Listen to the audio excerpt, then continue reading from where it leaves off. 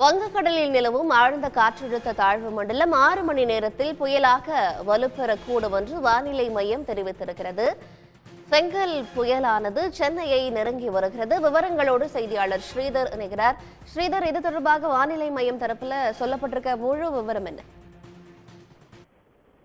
தென்மேற்கு வங்கக்கடல் பகுதிகளில் மையம் கொண்டுள்ள ஆழ்ந்த காற்றழுத்த தாழ்வு மண்டலம் என்பது கடந்த 6 மணி நேரத்தில் மணிக்கு 10 கிலோமீட்டர் வேகத்தில் நகர்ந்து வருவதாக இந்திய வானிலை ஆய்வு மையம் அறிவிப்பை வெளியிட்டுள்ளது.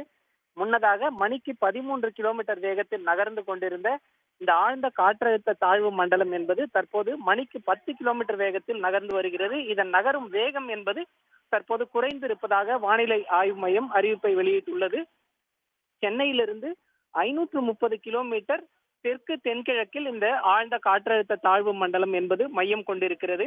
நாகப்பட்டினத்திலிருந்து 350 கிலோமீட்டர் தென்கிழக்கிலும், இலங்கையின் திரிகோணமலைக்கு 110 கிலோமீட்டர் கிழக்கிலும், புதுச்சேரிக்கு 450 கிலோமீட்டர் தென்கிழக்கிலும் ஆழ்ந்த காற்றழுத்த தாழ்வு மண்டலம் மையம் கொண்டுள்ளது.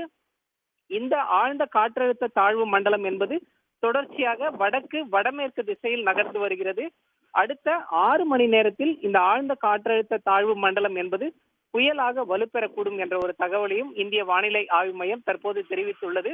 புயலாக வலுப்பெற்ற பிறகும் தொடர்ச்சியாக வடக்கு வடமேற்கு திசையில் தமிழ்நாட்டின் கடலோர பகுதிகளை நோக்கி நகரக்கூடும் எனவும், தொடர்ச்சியாக இந்த புயலின் தீவிரத்தன்மை, அது நகரும் பாதை உள்ளிட்டவற்றை கூர்ந்து கவனித்து வருவதாகவும் இந்திய வானிலை ஆய்வு மையம் தரப்பில் தெரிவிக்கப்பட்டுள்ளது. ஆழ்ந்த காற்றழுத்த தாழ்வு மண்டலம் காரணமாக தமிழ்நாட்டில் இன்று அதி கனமழைக்கான வாய்ப்பு இருப்பதாகவும் வானிலை ஆய்வு மையம் தெரிவித்துள்ளது.